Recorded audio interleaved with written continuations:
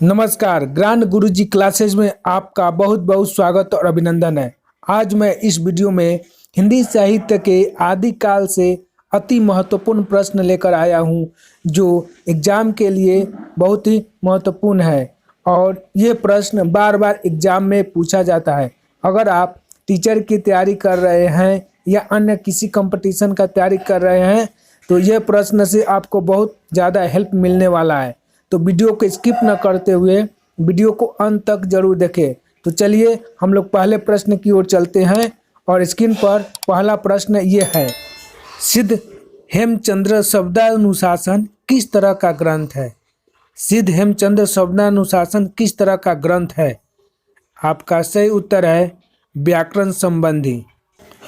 अगला प्रश्न है, रणमल छंद का रचयिता कौन है?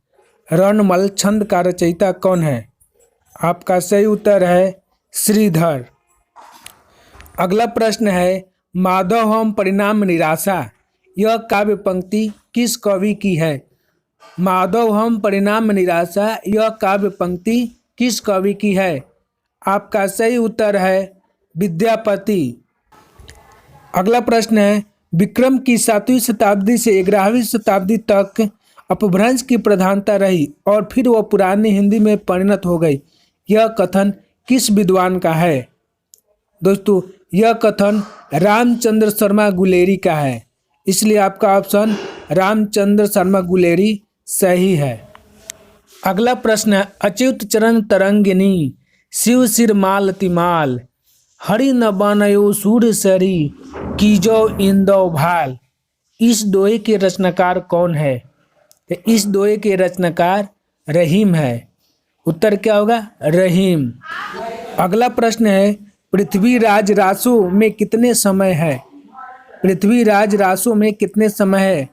आपका सही उत्तर है 69। और पृथ्वीराज रासो के रचयिता है चंदबरदाई।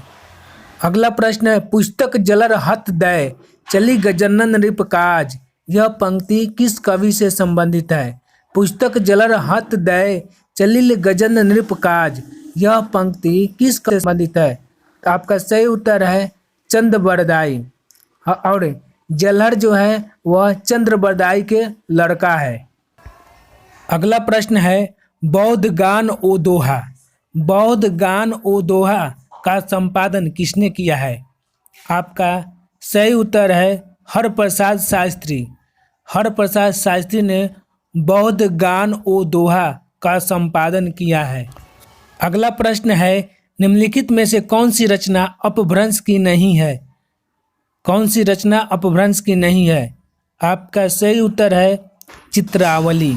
अगला प्रश्न है, कालक्रम की दृष्टि से निम्नलिखित रचनाकारों का सही अनुक्रम क्या है? कालक्रम की दृष्टि से निम्नलिखित रचनाकारों का सही अनुक्रम क्या है? आपका सही उत्तर होगा बी, सरहप्पा, पुष्पदंत, अधर्माण, हेमचंद्र।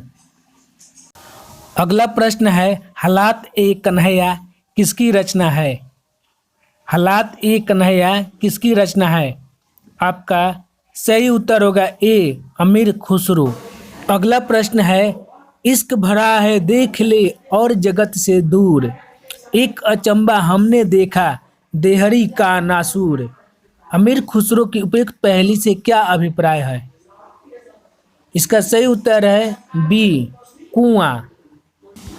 अगला प्रश्न है, अमीर खुसरो का मूल नाम क्या था? अमीर खुसरो का मूल नाम क्या था? आपका सही उत्तर है सी, अबुल हसन। अबुल हसन।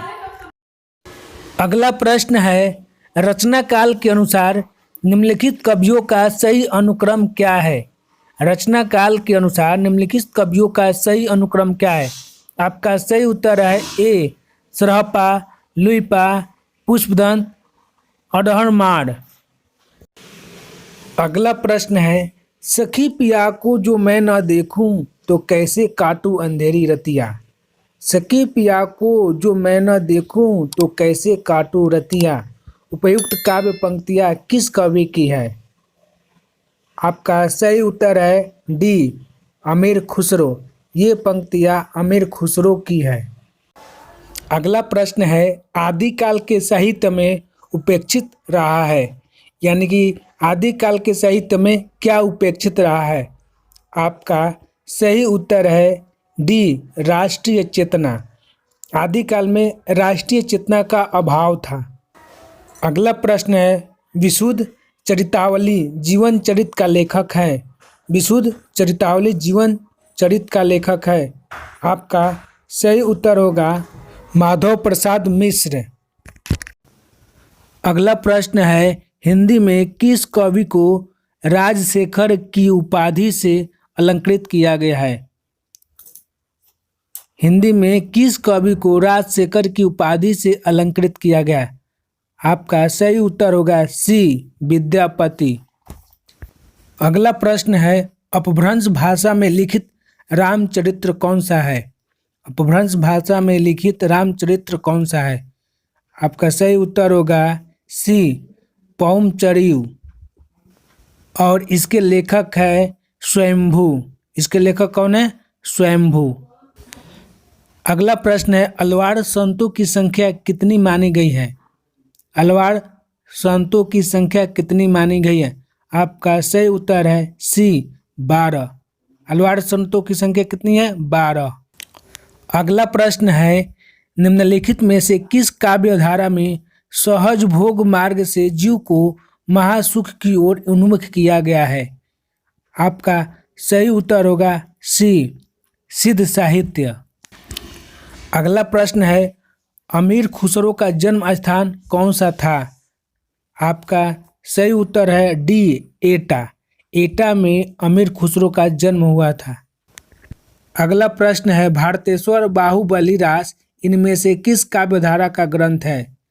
भारतेश्वर बाहुबली रास इनमें से किस काव्यधारा का ग्रंथ है? आपका सही उत्तर होगा ए, जैन साहित्य। सही उत्तर होगा ए, जैन साहित्य। अगला प्रश्न है, पौमचरियु में किसका वर्णन है?